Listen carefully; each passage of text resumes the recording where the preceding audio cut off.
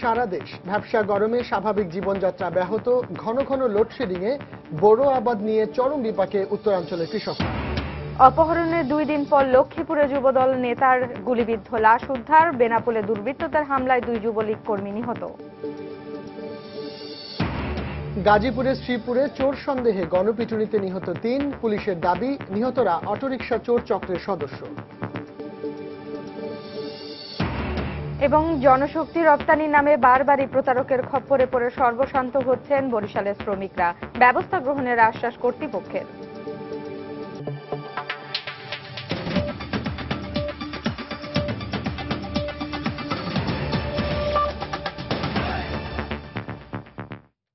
বাংলা সময়ের সঙ্গে আছি আমি কামাল উদ্দিন রনি এবং আমি ফারহানা ন্যান্সি। আজও দাবদাহে পুড়ছে সারা দেশ। ভ্যাপসা গরমে ব্যাহত হচ্ছে স্বাভাবিক জীবনযাত্রা। দেশের কয়েকটি জায়গায় গতকাল সামান্য বৃষ্টি হলেও গরমের তীব্রতা রয়েছে আগের মতোই। রাজশাহী, যশোর ও গাইবান্ধা সহ সারা দেশে চলছে দাবদাহ। এতে সবচেয়ে বেশি বিপাকে পড়েছেন শ্রমজীবী মানুষ। সামান্য স্বস্তির জন্য ডাবের পানি ও শরবতেই তৃষ্ণা মিটাচ্ছেন সবাই। ব্যুরো প্রতিবেদক ও জেলা প্রতিনিধিদের পাঠানো তথ্য ও ছবি নিয়ে ডেস্ক রিপোর্ট।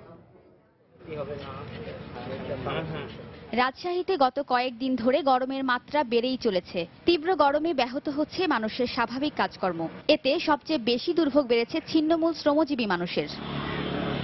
আবহাওয়া অফিস জানায়, শনিবার বেলা 12টার পর রাজশাহীতে সর্বোচ্চ তাপমাত্রা রেকর্ড করা হয়েছে 38.7 ডিগ্রি সেলসিয়াস। কয়েকদিন হলে এত গরম যে জনজীবন অতিষ্ঠ। শরীরের যে ঘাম বের হয়ে যাচ্ছে, এই জন্য সোডিয়াম এবং পটাশিয়াম মেটানোর জন্য এই ডাব খাওয়া। গত 3-4 দিন হলো রাজশাহীর উপর দিয়ে তীব্র তাপ প্রবাহ প্রবাহিত হচ্ছে, যার ফলে তাপের প্রবণতা কিছুটা বেশি।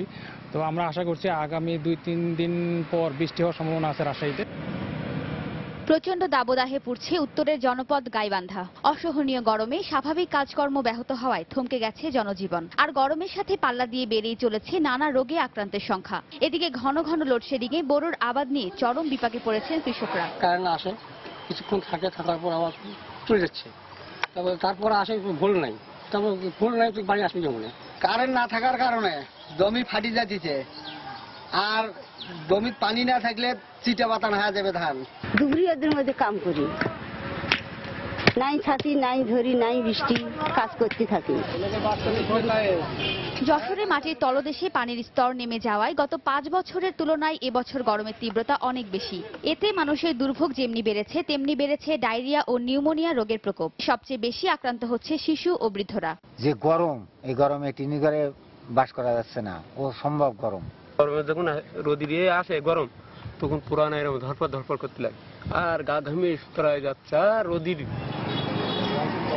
গত বৃহস্পতিবার যশোরের সর্বোচ্চ তাপমাত্রা রেকর্ড করা হয় 42.6 ডিগ্রি সেলসিয়াস। শনিবার সর্বোচ্চ তাপমাত্রা রেকর্ড করা হয়েছে 40.8 ডিগ্রি সেলসিয়াস। ওয়াহিদা স্বপ্না, সময় সংবাদ। এদিকে নাটোরে প্রচন্ড গরমে অসুস্থ হয়ে পড়েছে সদর উপজেলার ছাতনী উচ্চ বিদ্যালয়ের 23 শিক্ষার্থী। এই ঘটনায় আতঙ্ক ছড়িয়ে পড়েছে অভিভাবক ও শিক্ষার্থীদের মাঝে। শিক্ষার্থীদের অভিভাবক ও বিদ্যালয় কর্তৃপক্ষ জানায়, দুপুরে স্কুল চলাকালে বিদ্যুৎ না থাকায় প্রচন্ড গরমে অসুস্থ হয়ে পড়ে শিক্ষার্থীরা। পরে তাদেরকে স্থানীয় একটি কমিউনিটি ক্লিনিকে ভর্তি করা হয়। এই ঘটনায় আতঙ্ক ছড়িয়ে পড়লে বিদ্যালয়ে ছুটি ঘোষণা করে কর্তৃপক্ষ।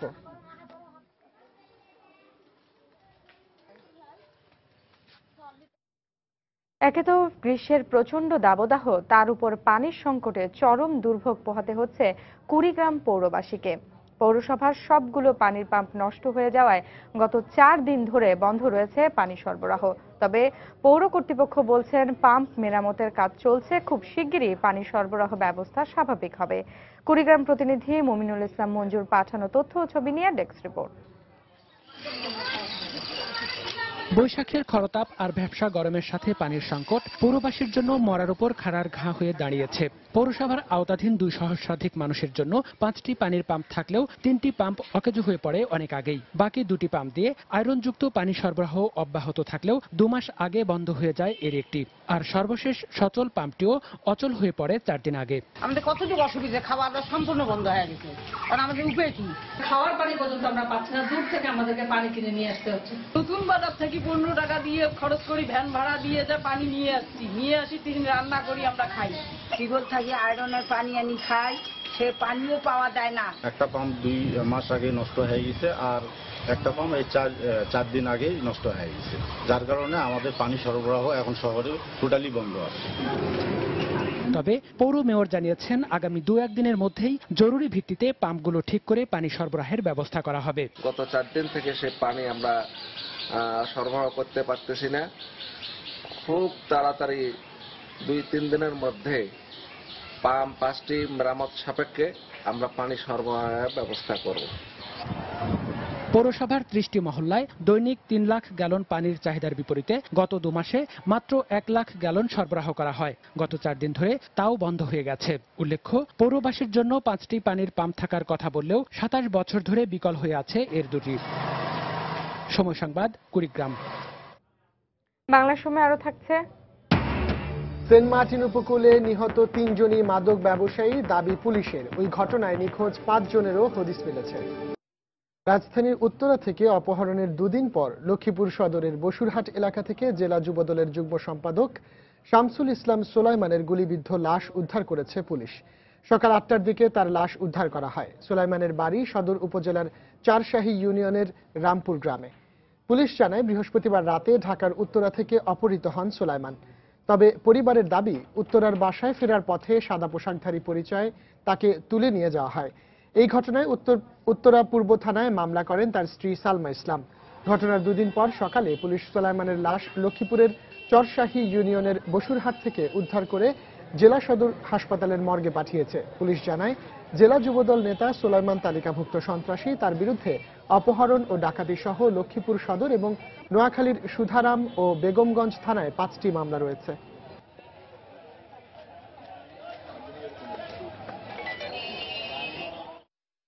ভালো ফোন করি কয় এমনি ভাবি আপনার ভাই আর বাইরে ঢাকা মিশন ডাক্তারের মেডিকেল যাইতে চলছে, নিয়ন্ত্রণ আপনার ভাইটা সাদা পোশাকধারী গাড়ি তুলে নিয়ে চলে গেছে। তার বিরুদ্ধে লক্ষ্মীপুর থানা সহ পাশে সুধারাম এবং বেগমগঞ্জে অনেকগুলো মামলা আছে। এদিকে যশোরের বেনাপোলে আধিপত্য বিস্তারকে কেন্দ্র করে 2 যুবলীগ কর্মীকে হত্যা করেছে দুর্বৃত্তরা। পুলিশ জানায়, বোমা হামলা ও গুলি করে ইমানুর রহমান ও লালন ইসলাম নামে এই 2 যুবলীগ কর্মীকে হত্যা করা হয়। সকাল 10:30টার দিকে বোমা মেরে ইমানুরকে এবং পরে সকাল 11টার দিকে গুলি করে লালনকে হত্যা করা হয়। তবে কে বা কারা এই হত্যাকাণ্ডের সাথে জড়িত সে ব্যাপারে এখনো কিছু জানাতে পারেনি পুলিশ। সকালে মোটরসাইকেলে করে যাওয়ার সময় ইমানুরের উপর হামলা চালায় দুর্বৃত্তরা। এ সময় তাকে লক্ষ্য করে বোমা মারলে ঘটনাস্থলে নিহত হন ইমানুর। পরে লালনের বাড়িতে হামলা চালালে পালিয়ে যাওয়ার সময় তাকে গুলি করে দুর্বৃত্তরা। লালনও ঘটনাস্থলে মারা যায় বলে জানিয়েছে পুলিশ।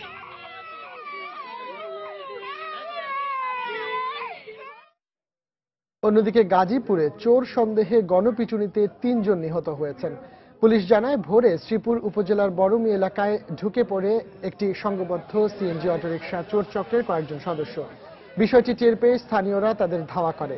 পালিয়ে যাবার সময় পার্শ্ববর্তী সোহাদিয়া গ্রামের লোকজন তাদের 3 জনকে আটক করে গণপিটুনি দিলে ঘটনাস্থলেই তাদের মৃত্যু হয়। খবর পেয়ে সকাল 9টার দিকে ঘটনাস্থলে গিয়ে একটি কাটার ও 2টি ছোরা সহ লাশ 3টি উদ্ধার করে পুলিশ। বিলাসরের গ্রামবাসী টের পেয়ে ডাকাত চিৎকার শুরু করলে পার্শ্ববর্তী গ্রামের লোকজন বের হয়। এক পর্যায়ে তাদেরকে ধাওয়া করিয়া সোহাদিয়া গ্রামে আসে 3 জনকে আটক করে গণপিটুনি দেয়। গণপিটুনি দিলে 3 জনই ঘটনাস্থলে মারা যায়। বঙ্গোপসাগরের সেন্ট মার্টিন উপকূল থেকে উদ্ধার হওয়া নিহত 3 জনই মাদক ব্যবসায়ী ছিলেন বলে দাবি করেছে পুলিশ। এই ঘটনায় সকালে একটি মামলা করে কোস্টগার্ড। তবে উদ্ধার হওয়া আহতদের দাবি, বঙ্গোপসাগরে মাছ ধরার সময় জলদস্যুদের হামলায় এই হতাহতের ঘটনা ঘটেছে। সুজাউদ্দিন রুবেলের পাঠানো তথ্য ও ছবি নিয়ে ডেস্ক রিপোর্ট।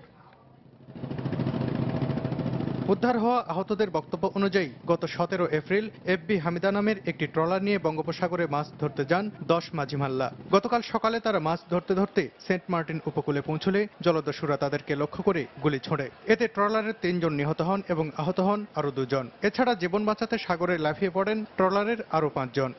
আইবার সময় ট্রলার পিছনের থেকে ডাকাতে গুলি করছে। 3 জন মারা গিয়ে আর 2 গুলি হাই আর 5 জন পানি মারে দাঁত দিয়ে তো আর এখন ভিতরে বাঁচে এসেছি। এ বিষয়ে তাৎক্ষণিকভাবে পুলিশ ও কোস্টগার্ড গতকাল ফোনে কথা বলতে রাজি না হলেও শনিবার সকালে কোস্টগার্ড বাদী হয়ে টেকনাফ থানায় 3 জনের নাম উল্লেখ সহ মোট 8 জনের বিরুদ্ধে একটি মামলা দায়ের করেন। চোরাকারবারীরা কোস্টগার্ডের উপরে দেশীয় অস্ত্র এবং তীরধনুকের মাধ্যমে কোস্টগার্ডের উপর হামলা চালায় এবং কোস্টগার্ড সেই মুহূর্তে কোস্টগার্ডের 2 জন সদস্য গুরুতর আহত হয়।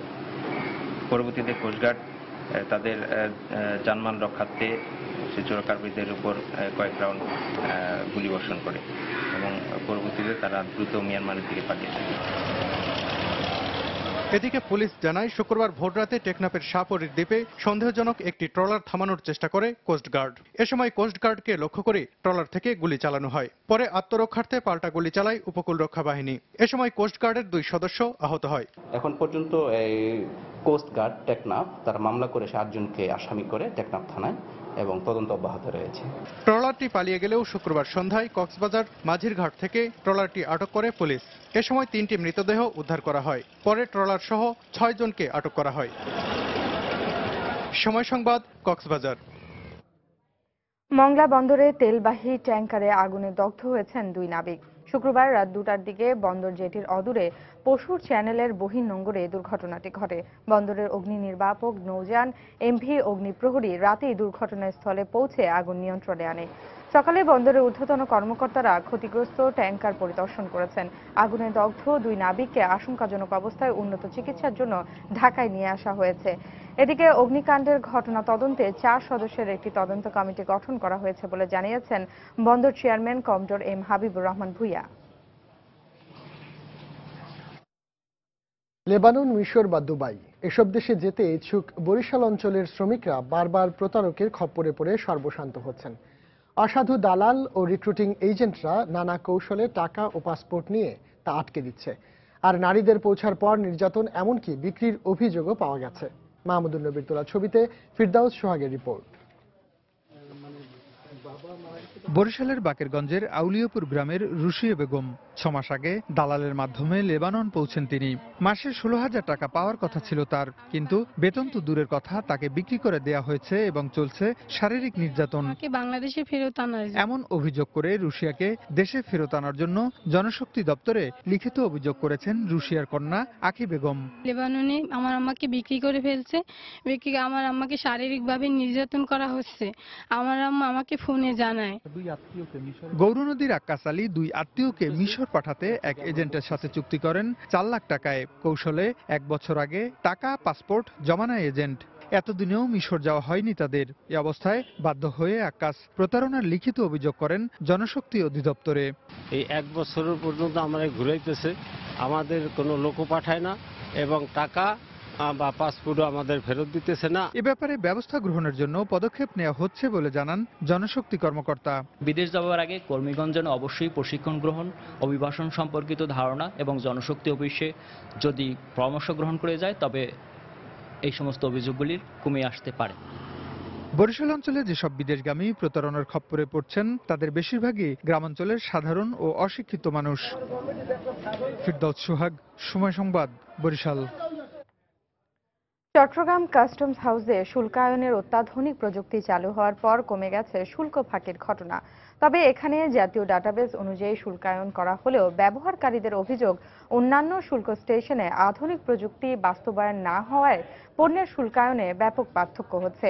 এতে একদিকে চট্টগ্রামের আমদানিকারকরা ক্ষতিগ্রস্ত হচ্ছেন, অন্যদিকে শুল্ক ফাঁকি দিতে অনেকে শুল্ক স্টেশন বেছে নেয় ব্যবসা হারাচ্ছে এখানকার C&Fরা। বিস্তারিত জানাচ্ছেন হাজেরা শিউলি। আমদানি রপ্তানি কার্যক্রমকে গতিশীল এবং শুল্ক ফাঁকি রোধে গত বছর সেপ্টেম্বর থেকে অত্যাধুনিক এসআইকুরা ওয়ার্ল্ড প্রযুক্তিতে শুল্কায়ন শুরু করে চট্টগ্রাম কাস্টমস হাউস। এতে অনলাইনে বিল অফ এন্ট্রি দাখিল, অ্যাসেসমেন্ট এবং অটো পেমেন্ট সিস্টেম চালু হওয়ায় কমে গেছে অনিয়ম ও জালিয়াতি। তবে ব্যবহারকারীদের অভিযোগ, চট্টগ্রাম কাস্টমস হাউসের সাথে অন্য শুল্ক স্টেশনের পণ্যের মূল্য ও শুল্ক নির্ধারণে ব্যাপক পার্থক্য হওয়ায় ক্ষতিগ্রস্ত হচ্ছেন তারা। আধুনিক শুল্কায়ন পদ্ধতির কারণে এই পথে কিন্তু অনেক আমদানি পণ্য আসছে না, এখন আসছে না। যারা শুল্ক ফাঁকি দিতে চায়, জাল জালিয়াতির আশ্রয় নিতে চায়, তারা বাংলাদেশের অন্যান্য শুল্ক স্টেশন এবং বন্দরগুলো ব্যবহার করছে। একই কারণে ব্যবসা হারাচ্ছে চট্টগ্রামের C&F এজেন্টরা। এই অবস্থায় মংলা, বেনাপোল সহ দেশের সব শুল্ক স্টেশনকে দ্রুত এসআইকুরা ওয়ার্ল্ডের আওতায় এনে শুল্কায়নে বৈষম্য দূর করার দাবি ব্যবহারকারীদের। একটা কন্টেনারে 8 লাখ 10 লাখ টাকা ডিউটি দিয়ে থাকি। অন্যান্য স্টেশনে কিভাবে কোন সিস্টেমে তারা 50% ডিউটি দিয়ে পণ্য বের করে নিয়ে আসে, তাতে করে আমরা আমাদের ব্যবসা হারাচ্ছি, আমাদের আমদানিকারক যারা চিটাং দিয়ে ইম্পোর্ট করতেন তারা তাদের ব্যবসা হারাচ্ছে। সারা বাংলাদেশে এসএইচকিউ ওয়ার্ল্ডের যে ডাটা শিট, ভ্যালু ডাটা শিটটা যেন সহজপ্রাপ্য হয় এবং এই সহজপ্রাপ্যতার ভিত্তিতে আইন অনুযায়ী যাতে শুল্কায়ন করা হয় সে ব্যাপারে আমাদের জোর দাবি। তবে কাস্টমস কর্মকর্তাদের দাবি, সারা দেশে একই শুল্ক বিধিমালা অনুসরণ করায় শুল্কায়নের পার্থক্য হওয়ার কথা নয়। যেহেতু একই বিধিমালার আওতায় ভ্যালুয়েশন হচ্ছে, সেক্ষেত্রে সকল ক্ষেত্রেই একই রকমই হওয়ার কথা এবং আমরা তাই মনে করি। চলতি অর্থ বছরে চট্টগ্রাম কাস্টমস হাউজের 23,319 কোটি টাকার রাজস্ব লক্ষ্যমাত্রা নির্ধারণ করা হলেও এখনো ঘাটতি আছে প্রায় 7,000 কোটি টাকা। হাজারের শিউলি, সময় সংবাদ, চট্টগ্রাম। বাংলার সময় আরো যা দেখবেন। নানা সংকট নিয়ে চলছে যশোর আদালতের বিচার কার্যক্রম, সমাধানে সরকারের হস্তক্ষেপ কামনা। ময়মনসিংহ অঞ্চলে এবছর বোরো ধানের বাম্পার ফলনের সম্ভাবনা দেখা দিয়েছে। নতুন ধানে গেল গোলা ভরতে দিন গুনছেন কৃষকেরা। বর্তমানে বাজার দর ভালো থাকলেও ভরা মৌসুমে দাম কমে যাবে বলে আশঙ্কা তাদের। কৃষি কর্মকর্তারা বলছেন, এবছর জেলায় লক্ষ্যমাত্রার চেয়ে প্রায় 10,000 মেট্রিক টন বেশি চাল উৎপাদন সম্ভব। হোসেন আলীর ক্যামেরায় হারুনুর রশিদের রিপোর্ট। ময়মনসিংহ অঞ্চলে বোরো ধানের সবুজ মাঠ ক্রমেই হলুদ রং ধারণ করছে। নতুন ধানের স্বপ্নে বিভোর কৃষকেরা নিচ্ছেন ধান কাটার প্রস্তুতি। ইতোমধ্যে অল্প বিস্তর ধান কাটা শুরু হলেও পুরোদমে শুরু হবে আরো দিন 10 পরে। কৃষকরা বলছেন, এবছর ধানের ফলন ভালো হলেও উৎপাদন খরচ বেড়ে যাওয়ায় ভালো দাম না পেলে লোকসানে পড়বেন তারা। ফসল ভালো হয়েছে, কাটা পিছে 27 মন হইব। বালা ফলন হয়েছে, কিন্তু তেল বিষ এটি তো অনেক খরচ গেছে। এবার দর সব সারের দর বেশি, তেলের দর বেশি। সার বিষ আমরা ঠিক মতো নিভাইছি, বিদ্যুৎ ঠিক মতো নিভাইছি, মানে আমরা দরটা ঠিক মতো নিভাইছি। এদিকে এবার ভালো ফলনের পাশাপাশি ধানের দামও ভালো পাচ্ছেন কৃষকরা। বাজারে প্রতিমন কাঁচা বিয়ার আটাশ 690 থেকে 700 টাকা মন দরে বিক্রি হচ্ছে। তবে পুরোদমে ধান কাটা শুরু হলে বর্তমান বাজার দর পড়ে যাবার আশঙ্কা করছেন তারা। এখন মোটামুটি যে বাজার আছে এটা মাঝামাঝি গেলে পুরা মরশুমে লাগলে কাটা লাগলে থাম নেমে দিব আর কি, দাম দুই থাকে তাতে কৃষকরা উপকৃত হইব। আর সরকারের সরাসরি আমরা কাছে নিলে আমরা কিছুটা আমরা যে এইটা খরচাটা হয়েছে এটা তুলতে পারবো। জেলার শীর্ষ কৃষি কর্মকর্তা জানান, এবছর জেলায় লক্ষ্যমাত্রার চেয়ে প্রায় 10,000 মেট্রিক টন বেশি চাল উৎপাদন হবে বলে আশা করছেন। যেহেতু ঝড়ঝঞ্ঝা বিপদ আপদ এগুলো তেমন কিছু নাই, ফলে আমরা যা দেখছি কেবল ধান কাটা শুরু হয়েছে এবং তা থেকে আমরা যা দেখতে পাচ্ছি তাতে ফলন আমাদের টার্গেট থেকে বেশি হবে। হেক্টর প্রতি হাইব্রিডটা প্রায় 5 মেট্রিক টন হবে, উপসি প্রায় 4 মেট্রিক টন এবং স্থানীয় 2 মেট্রিক টনের উপরে হবে। ময়মনসিংহ জেলায় এবছর 2,61,500 হেক্টর জমিতে বোরো ধান আবাদ করা হয়েছে, যা থেকে প্রায় 10,30,519 মেট্রিক টন চাল উৎপাদনের আশা করছে কৃষি বিভাগ। হারুনুর রশিদ, সময় সংবাদ, ময়মনসিংহ। আরেকবার জানিয়ে দিচ্ছি এখন পর্যন্ত শীর্ষ সংবাদগুলো। আজও দাবদাহে পুড়ছে সারা দেশ। ব্যবসা গরমে স্বাভাবিক জীবনযাত্রা ব্যাহত। ঘন ঘন লোডশেডিং এ বোরো আবাদ নিয়ে চরম বিপাকে উত্তরাঞ্চলের কৃষকরা। অপহরণের 2 দিন পর লক্ষ্মীপুরে যুবদল নেতার গুলিবিদ্ধ লাশ উদ্ধার। বেনাপুলে দুর্বৃত্তদের হামলায় 2 যুবলীগ কর্মী নিহত। গাজীপুরের শ্রীপুরে চোর সন্দেহে গণপিটুনিতে নিহত 3। পুলিশের দাবি, নিহতরা অটোরিকশা চোর চক্রের সদস্য।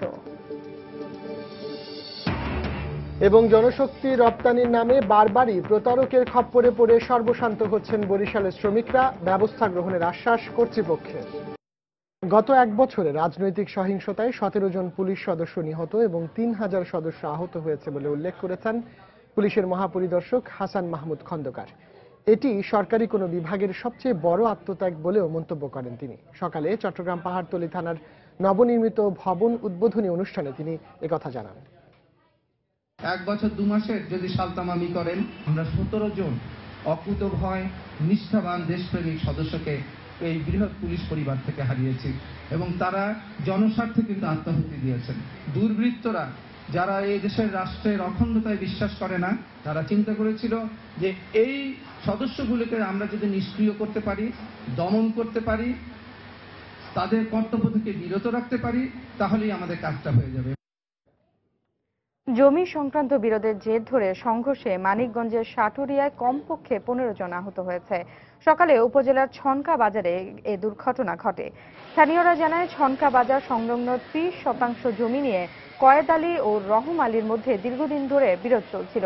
এরই জের ধরে সকালে উভয় পক্ষের মধ্যে কথা কাটাকাটি হয়। এক পর্যায়ে উভয় পক্ষ সংঘর্ষে জড়িয়ে পড়ে। সংঘর্ষে আহতদের জেলা সদর হাসপাতালে ভর্তি করা হয়েছে। এরই মধ্যে দুজনের অবস্থা আশঙ্কাজনক বলে জানিয়েছেন চিকিৎসক। এদিকে তুচ্ছ ঘটনাকে কেন্দ্র করে পাবনা বিজ্ঞান ও প্রযুক্তি বিশ্ববিদ্যালয়ে শিক্ষার্থীদের দুপক্ষের মধ্যে ধাওয়া পাল্টা ধাওয়ার ঘটনা ঘটেছে। এ সময় বিশ্ববিদ্যালয় ভবনে ভাঙচুরও চালান তারা।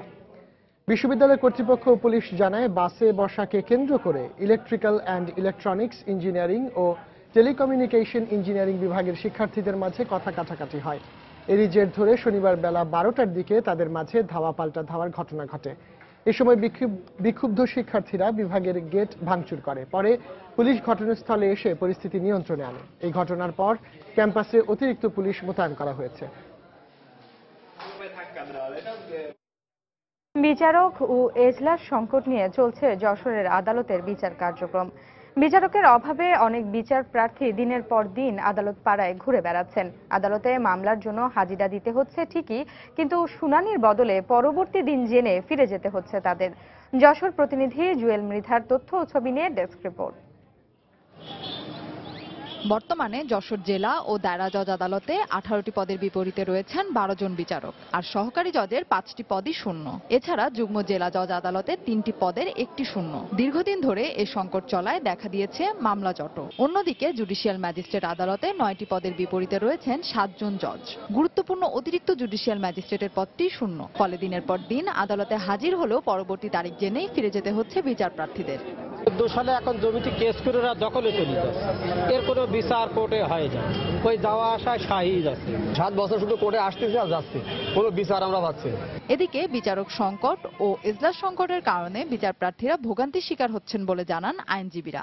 আদালতে যখন বিচারক থাকছে না, তখন মামলাগুলো পেন্ডিং থাকতেছে এবং পরবর্তীতে ডেট পড়তেছে। বিচারকের সংকট থাকার কারণে আমাদের এই অনেক কোর্টে মামলা জট হয়ে যাচ্ছে। আর যশোর জেলা আইনজীবী সমিতির নেতারাও জানালেন বিচারক সংকটের কথা।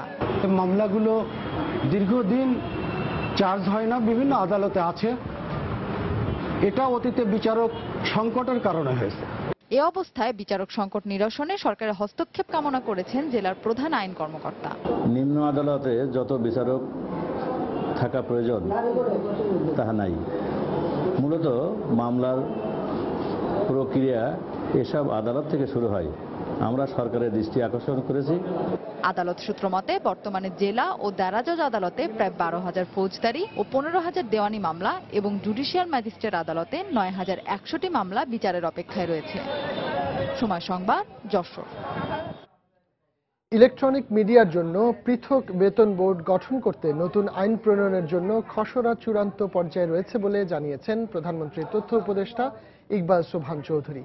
শনিবার দুপুরে চট্টগ্রাম প্রেস ক্লাবে সাংবাদিকদের সাথে মতবিনিময়ের সময় তিনি এসব কথা বলেন। এ সময় তিনি পেশাগত মান ও গণমাধ্যমের স্বাধীনতা রক্ষায় সাংবাদিকদের ঐক্যবদ্ধ থাকবারও আহ্বান জানান। ইলেকট্রনিক মিডিয়ার জন্য আলাদা একটি পৃথক একটি বেতন বোর্ড গঠন করা। আমরা ইতিমধ্যে মন্ত্রণালয় সেটি নিয়ে আইন প্রণয়ন করার জন্য একটি ব্যবস্থা করছে এবং আমরা আশা করছি একটি ইলেকট্রনিক মিডিয়ার জন্য আমাদের সংবাদপত্রের মতো একটি আলাদা বেতন বোর্ড ভবিষ্যতে গঠন করা সম্ভব হবে। সিলেট প্রেস ক্লাবের সদস্য তাজউদ্দিনের উপর হামলাকারীদের গ্রেফতারের দাবিতে নগরীতে মিছিল ও সমাবেশ করেছে সাংবাদিকরা। সকালে সাংবাদিকরা একটি মিছিল বের করে। মিছিলটি সিলেট কেন্দ্রীয় শহীদ মিনার থেকে নগরীর কোর্ট পয়েন্টে এসে শেষ হয়। সেখানে এক সমাবেশ করেন সাংবাদিকরা। সমাবেশে বক্তারা হামলাকারীদের গ্রেফতারের দাবি জানান। উপস্থিত হয়েছেন এমনকি সুনামগঞ্জেরও কিছু কর্মসূচি। ভারত সরকারের পরিবর্তন হলে বাংলাদেশের রাজনীতিতে কোনো প্রভাব পড়বে না বলে মন্তব্য করেছেন যোগাযোগ মন্ত্রী ওবায়দুল কাদের। তিস্তার পানি বন্টন চুক্তি ও সীমান্ত চুক্তি বাস্তবায়নের বিষয়ে পরবর্তী সরকারের সাথে আলোচনা করা হবে বলেও জানান মন্ত্রী। শনিবার সকালে জয়দেবপুর, চন্দ্রা, টাঙ্গাইল, এলেঙ্গা সড়ক পরিদর্শনকালে সাংবাদিকদের প্রশ্নের জবাবে তিনি এসব কথা বলেন। ভারতের জনগণ যাদের রায় দেবে, সে ইউপিএ আসুক, সে এনডিএ আসুক ক্ষমতা, আমাদের সাথে বন্ধুত্বের সম্পর্কে কোনো প্রকার হেরফের ঘটার কোনো কারণ নেই। তো আমাদের কিছু বিরাজমান সমস্যা আছে, যেমন তিস্তার পানি বন্টন, যেমন ৭৪-এর সীমান্ত চুক্তি বাস্তবায়ন, এবং যেমন এনক্লেভ বা করিডোর চেঞ্জ, এসব বিষয়গুলো আমরা পরবর্তী সরকারের কাছে আহ্বান জানাবো। নারায়ণগঞ্জে শীতলক্ষ্যা নদী দূষণ ও দখল মুক্ত করার দাবিতে নৌ অবরোধ কর্মসূচি পালন করেছে বাংলাদেশ পরিবেশ আন্দোলন বাপা। সকালে শীতলক্ষ্যা নদীর খেয়াঘাটে ঘণ্টাব্যাপী এ অবরোধ পালন করা হয়। এ সময় নৌকা দিয়ে কৃত্রিম নৌবন্ধন তৈরি করে অংশগ্রহণকারীরা। এ সময় প্রায় ১ ঘণ্টা নৌযান চলাচল বন্ধ থাকে। এই কর্মসূচির সাথে একাত্মতা প্রকাশ করে নারায়ণগঞ্জের ৫টি পরিবেশবাদী সংগঠন। এ সময় বক্তারা অভিযোগ করেন, প্রশাসনের দুর্বলতায় প্রভাবশালী ব্যক্তিরা নদী দখল করছে। তারা পরিবেশ বান্ধব শিল্পনীতি বাস্তবায়নেরও দাবি জানান।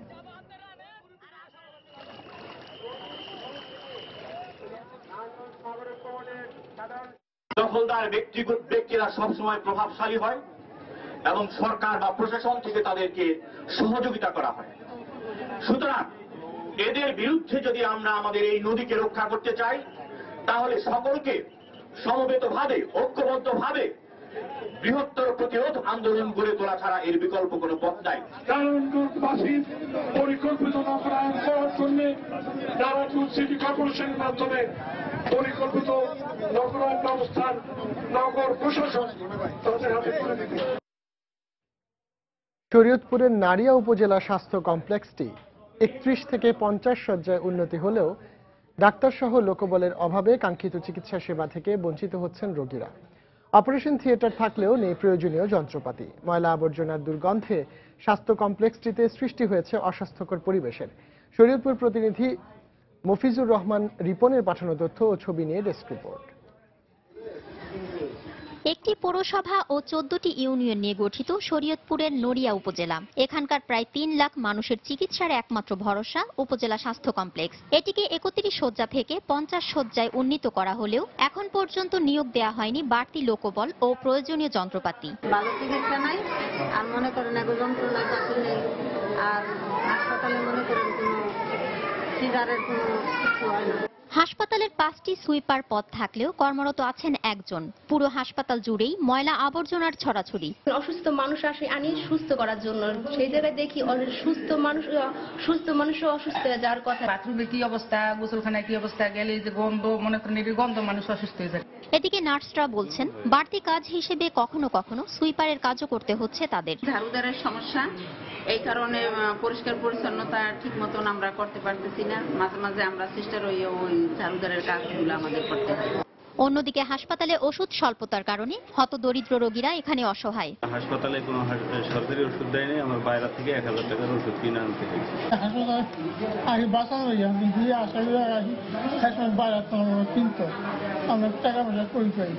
আর গাইনি বিশেষজ্ঞ জানালেন, ডাক্তার ও যন্ত্রপাতির অভাবে হাসপাতালের অপারেশন থিয়েটার দীর্ঘদিন ধরে অকার্যকর। সিজারিয়ান সেকশনের সবকিছু আছে, ওটি আছে, সব আছে, কিন্তু আমাদের ইনস্ট্রুমেন্ট নাই, ব্লাড ট্রান্সফিউশনের ব্যবস্থা নাই, অ্যানেস্থেটিস্ট নাই, শুধু গাইনি কনসালটেন্ট দিয়ে তার সিজারিয়ান সেকশন হয় না। এই অবস্থায় স্থানীয় জনপ্রতিনিধি জরুরি ভিত্তিতে প্রয়োজনীয় যন্ত্রপাতি ও ওষুধ সহ লোকবল বাড়ানোর দাবি জানিয়েছেন। কর্তৃপক্ষের কাছে বিনীত অনুরোধ জানাচ্ছি যাতে এখানে লোকবল এবং প্রয়োজনীয় যন্ত্রপাতি এবং ওষুধ সরবরাহ করে।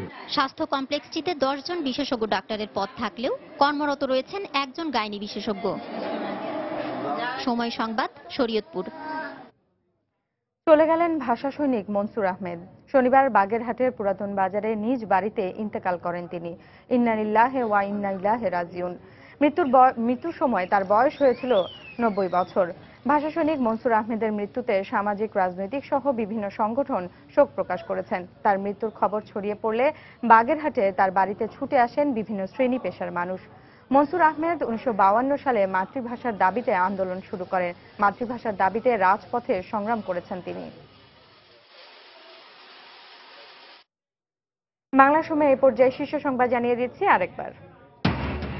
আজও দাবদাহে পুড়ছে সারা দেশ। ভ্যাপসা গরমে স্বাভাবিক জীবনযাত্রা ব্যাহত। ঘন ঘন লোডশেডিংয়ে বোরো আবাদ নিয়ে চরম বিপাকে উত্তরাঞ্চলের কৃষকরা। অপহরণের 2 দিন পর লক্ষ্মীপুরে যুবদল নেতার গুলিবিদ্ধ লাশ উদ্ধার। বেনাপুলে দুর্বৃত্তদের হামলায় 2 যুবলীগ কর্মী নিহত। গাজীপুরের শ্রীপুরে চোর সন্দেহে গণপিটুনিতে নিহত 3। পুলিশের দাবি নিহতরা অটোরিকশা চোর চক্রের সদস্য। এবং জনশক্তির রপ্তানির নামে বারবারই প্রতারকের খপ্পরে পড়ে সর্বশান্ত হচ্ছেন বরিশালের শ্রমিকরা। ব্যবস্থা গ্রহণের আশ্বাস কর্তৃপক্ষের। এই ছিল বাংলার সময়। যে কোনো খবর পেতে ভিজিট করুন সময়নিউজ.tv। এছাড়া এইমাত্র পাওয়া খবর আপনার মোবাইলে পেতে SMS করুন *BN লিখে পাঠিয়ে দিন 16242 নম্বরে। সঙ্গে থাকুন সময়ের।